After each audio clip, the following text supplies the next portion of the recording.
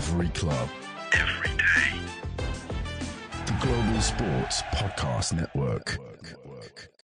Hello and welcome to the Daily Southampton and today the Daily Tottenham podcast from the Global Sports Podcast Network. My name is Greg and as always I'm joined by my co-host Zach. How you doing, Zach?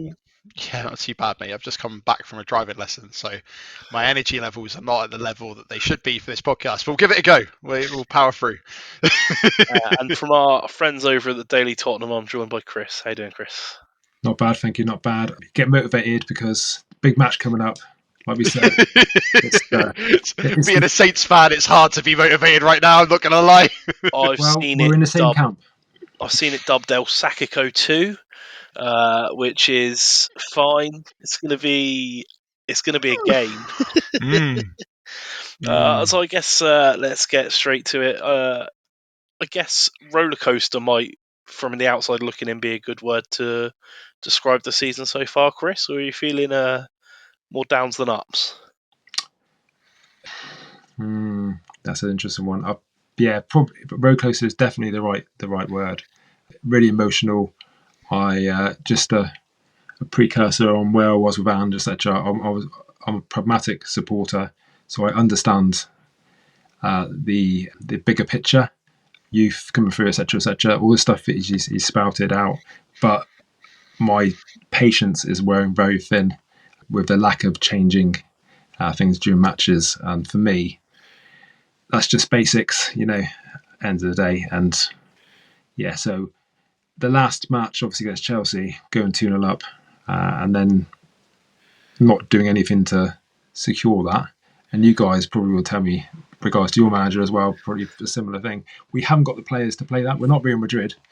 If we've got the best players, then fine. It works because it's the Brazil analogy, isn't it? You score 1 and we'll score 5. But it doesn't work when you're playing top level with pretty average players. But in the same point, as you alluded to before, this podcast, Zach, we're kind of privileged in a way. We're mid-table.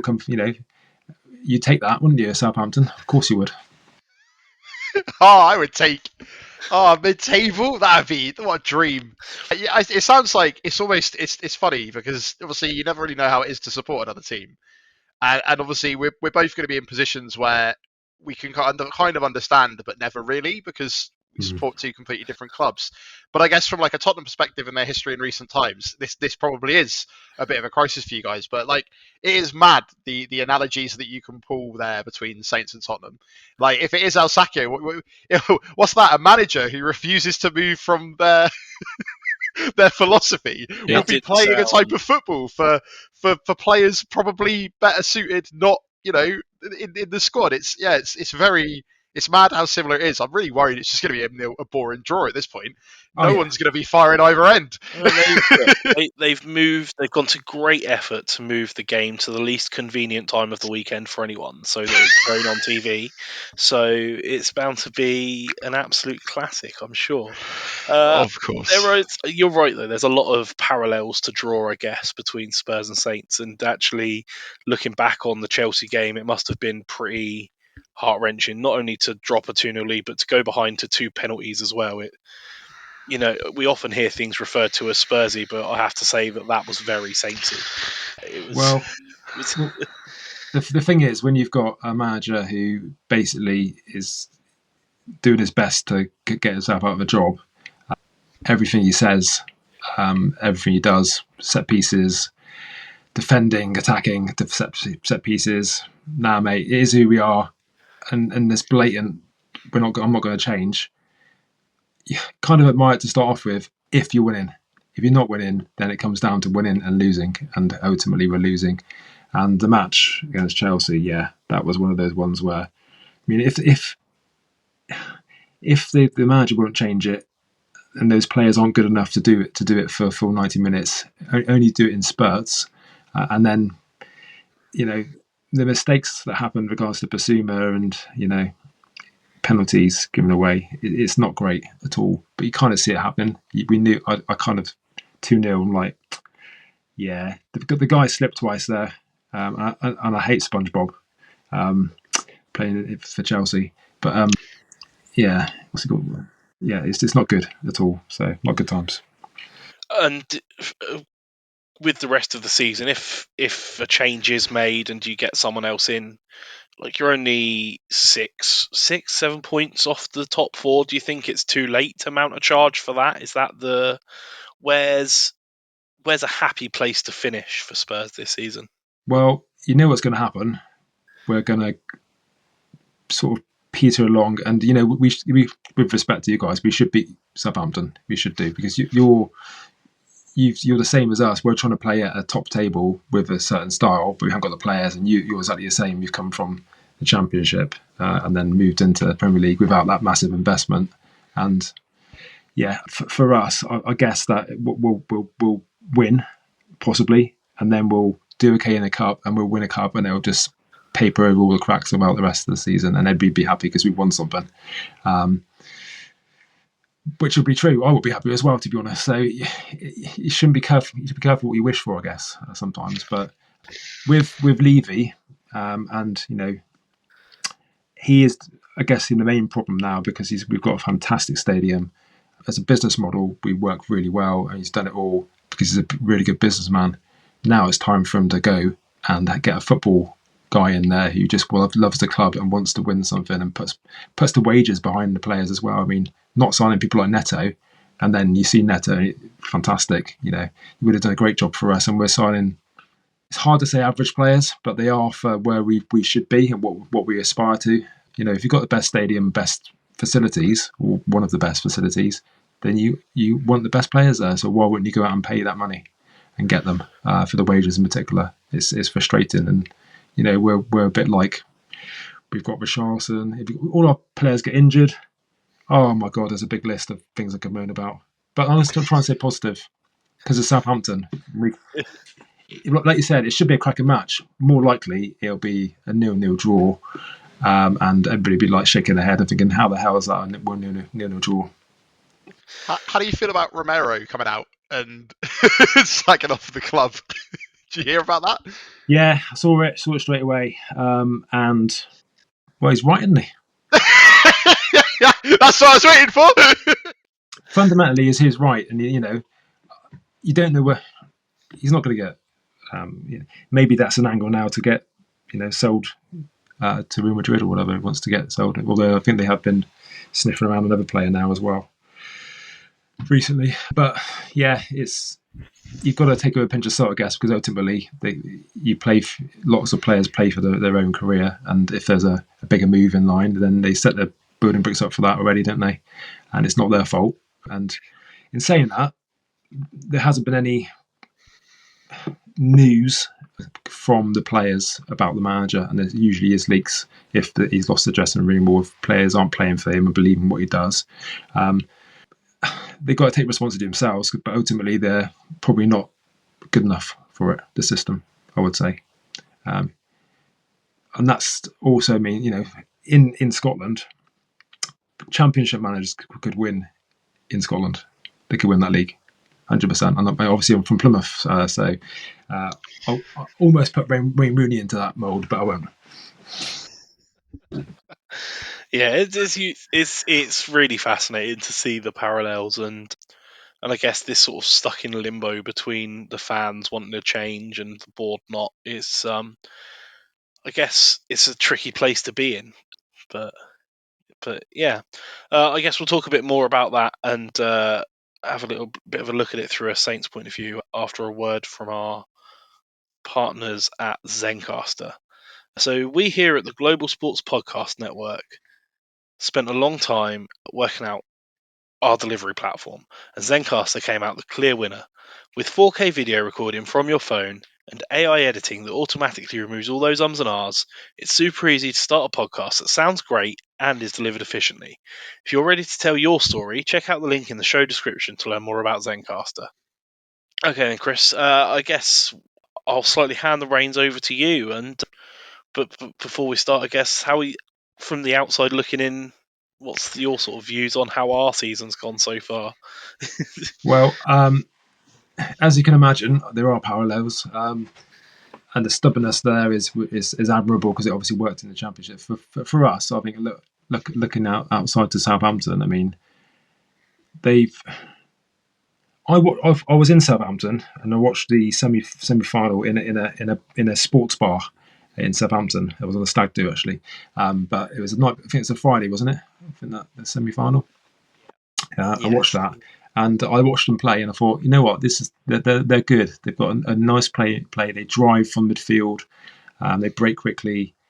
I also thought Leeds would be better than you in the final, to be fair. But I think you prove everybody wrong there anyway. So for me, when you haven't got the money to spend to get big, and it's always that it's a massive gap, isn't it, from the Championship to the Premier League? A really big gap. It's almost when you get in the Premier League, there are 3 separate leagues now, isn't there, in the Premier League? Yeah. The top, whatever, they're always competing. You've got the middle who are fine, and I class that Spurs and that. I can't see us obviously getting relegated, and that's season or upon season. And then you've got the other teams, which yes, always one dips into that from the mid, but usually it's the teams that come up which struggle, and that's purely down to money and not being able to spend things because of FFP, I guess, as well. But what do you guys, did you spend loads of money? Is it Downs in your midfield? Yes, yeah, I liked him. He was good. He's a good player. Yeah, so we spent quite a bit of money, although we bought in quite a lot of players at the start of the season. It's just really that we bought in Harwood Bellis and Downs, who were both on loan with us last season, so sort of known quantities.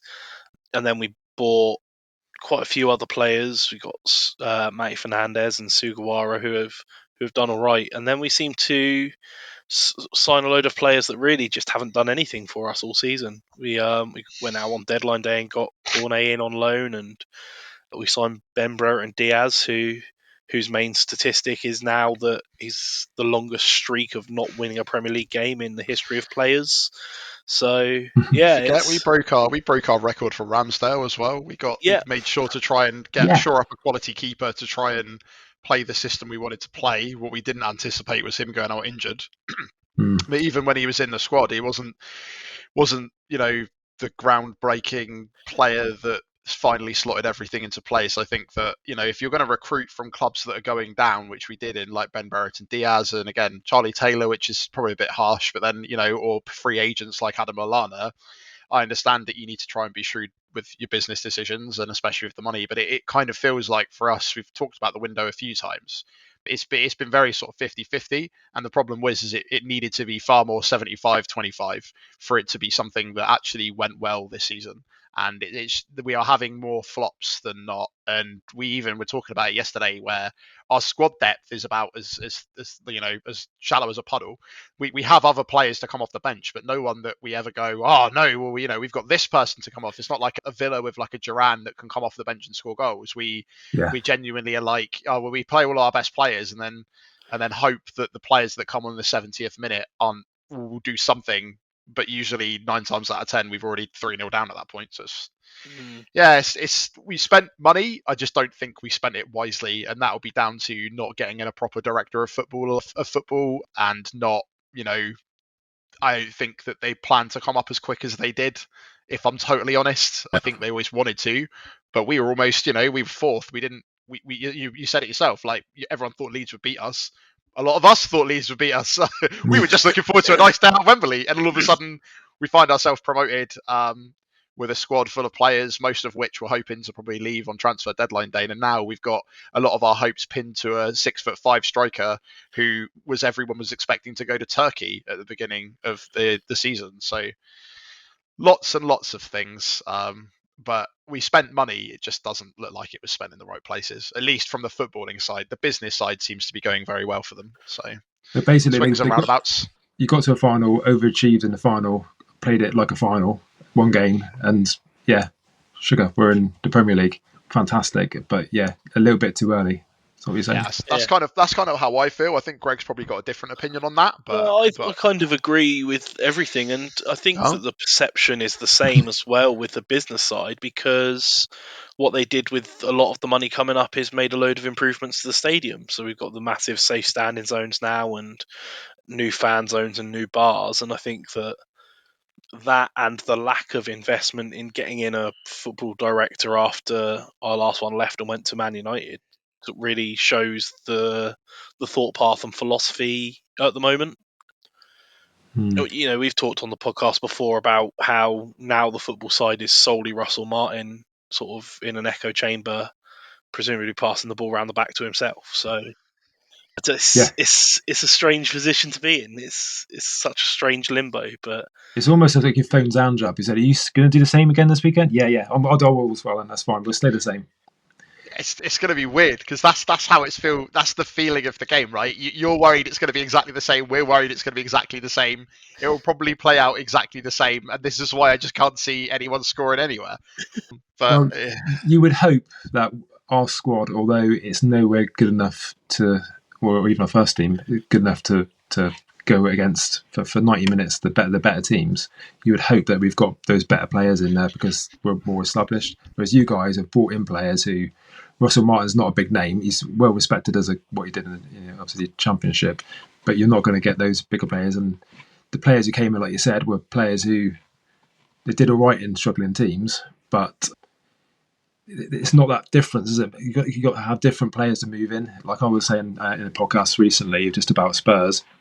I get the squad thing. You need a really good squad and you need consistency of quality when they come on from the bench, 100%. And you can't really put young guys in there and expect them to be at the same level through experience and just quality because they've got to learn that unless they're a worldie, and they won't be playing for Spurs then. They'll be signed for Real Madrid or Barcelona. So it is a difficult one. But yeah, I would hope to think that we would have enough against you guys. But what's happened to your youth system? You guys used to have a really good youth system as well. And many years ago, I remember watching Alan Shearer down in Tall Point in Cornwall when he did a pre-season down there I think they went to the Royal Navy base or something to train there. And I watched them down at the Mill. Big shout out to the Mill. Tall Point for all our Tall Point listeners in Cornwall, and he was phenomenal then, and I could see that he was a really good player. And you had a few good youth prospects, obviously, and then you've had quite a lot, haven't you? Walcott and they all come back. Lallana came back. Walcott came back. They all come back to retire. You've missed the key moments. You obviously have made money from them. Probably not enough. Obviously, Bale as well. Obviously, the greatest example. They've gone away and been a fantastic player. And some of them have come back when realistically they wouldn't get any other sort of Premier League teams, would they?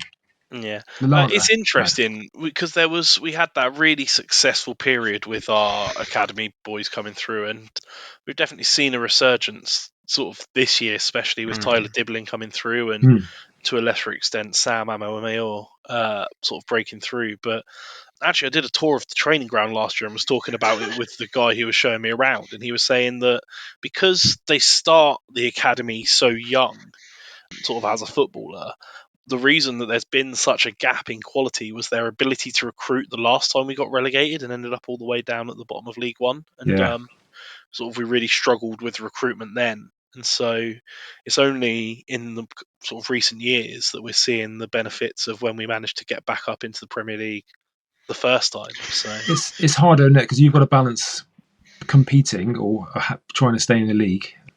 Although the parachute payments are quite good if you go down, to be fair, you should bounce back. You would hope to bounce back up, but it's never that easy. But obviously, you've got Premier League 2, which obviously the youth play in.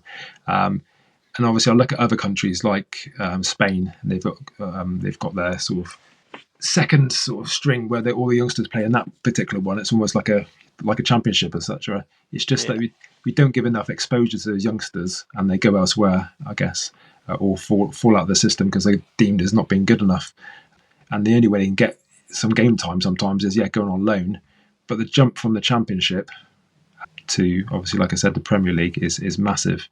So then they've done well in the Championship because they are a quality player and got lots of skill, and they're a bit physically better and fitter because they've come from a Premier League environment.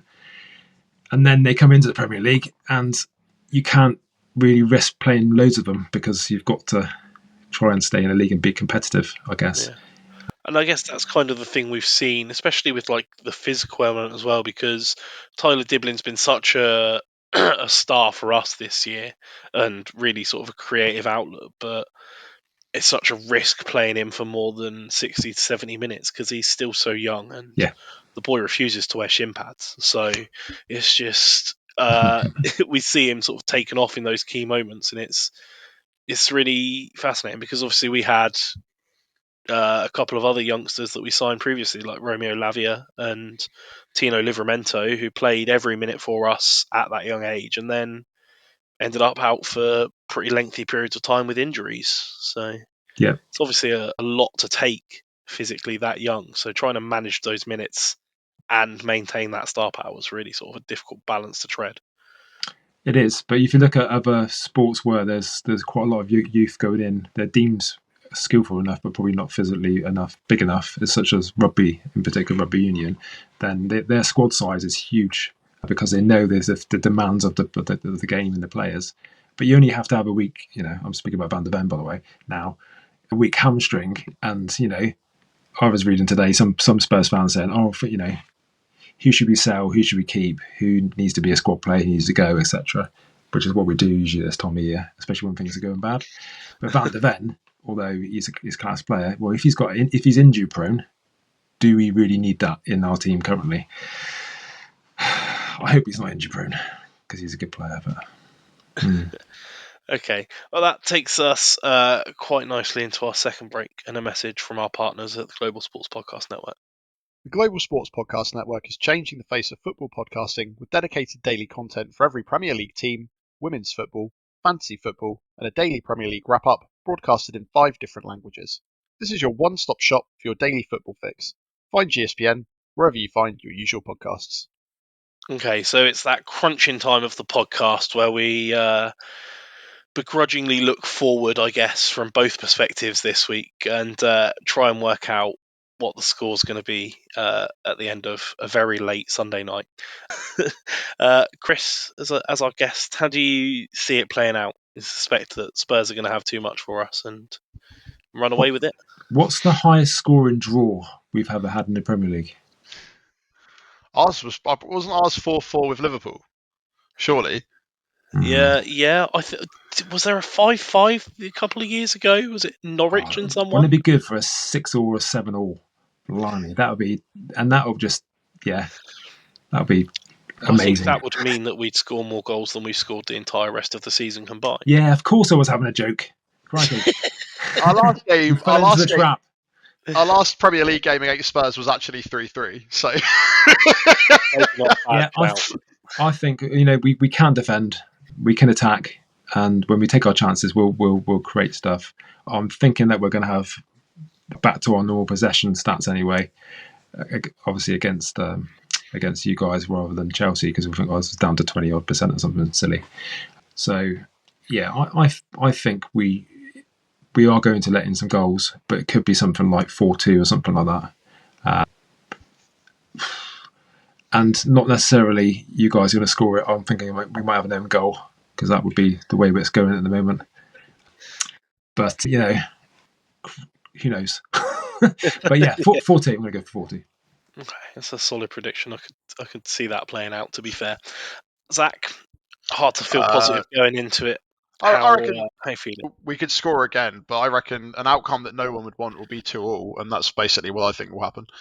I think we might actually get some goals, especially just the way that they've been coming recently. And I think with Tall pullback, maybe we'll do something different. Hopefully, who knows? But I could easily see it being a draw, and I could see it being a draw with goals. That'd be an exciting Sunday night football, but also a result that literally nobody wants. Like a draw for us is nothing. A draw for Spurs is nothing. It doesn't quieten the noise either way, and we continue in the status quo of both teams. So yeah. It's an upsetting 2-2 draw for everyone involved, mate. So what about you, Greg? Where are you at, Mr. Positive? The cycle is complete, right? Good. We're back to it. Positive and optimism. Good. For some context, Chris, on the optimistic side of the Saints podcast, and I haven't predicted a Saints loss yet this season. Subsequently, I'm never right. But you're right once, not with the scoreline, but you were right. But I think it's funny that your prediction involves doing something different based on the fact that I think our entire theme of Monday's podcast was doing the same thing again and again and again. That's my bit of optimism, mate. I can see a bit of a game where both teams struggle. It's going to be maybe a slightly cagey affair. I think maybe a 2-1 win, Saints. I don't see us scoring more than 2, and I don't want to predict a loss. So I think 2-1's where I've got to cap it. We might go 4-0 up. I'm joking. I mean, it's a very real possibility. It really depends what happens. I think the problem is as well, if you go on and score first, which is not entirely unlikely, to be honest, the atmosphere really could turn on a knife at St Mary's. It's going to be on the verge, that's for sure. But he's not going to go though, is he? He's not. And is he under threat? As in, will you take him back? Will he come back down with you if you get relegated, or will he go before then? It's hard to say. I think there's definitely been a turn in the fan base in the last week, especially since Chelsea. Yeah, the banners have been out. Midweek. But the board have made no indication that they've changed trajectory at all. So it'll be an interesting one. It's one where even one win probably isn't enough to turn the fans around. But I guess for you guys, if you are, say, a season ahead of where you should be, or maybe 2 seasons ahead of where you should be, for the board, looking at it on the business sense, then it's a win-win for them, isn't it? Yeah. You've come up early. You're going to get some windfall next. You're going to be, coming back up again. Maybe stronger. You can invest a little bit better. Be interesting. Yeah, and I can see it from the board's perspective. I don't think they want to spend the 15 million that it's going to cost to get rid of Martin and his staff, especially if that's money that they can potentially invest in January and try and salvage something from the season. But I don't think that anyone from our fan base has confidence in the board to make the signings that can make that save, to be honest. I don't know if you're feeling a bit more positive than that, Zach, as the self.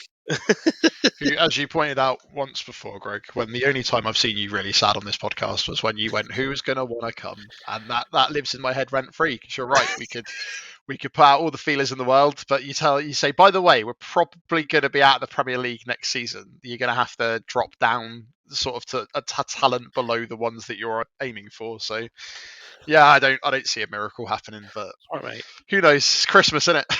The Saints' way would be for it to be Oxlade, Chamberlain, and Ward-Prowse to come back and see how that goes. Yeah, that's it. We're so obsessed with our old players; it's mad. But you're right. Right, well, that is just about all we've got time for today. So thank you very much for listening and joining us. Chris, thanks for joining us. It's been a pleasure. Enjoyed it. Thanks, guys. Zach, as always.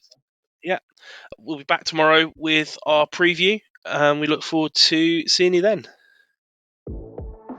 Every club, every day. The Global Sports Podcast Network.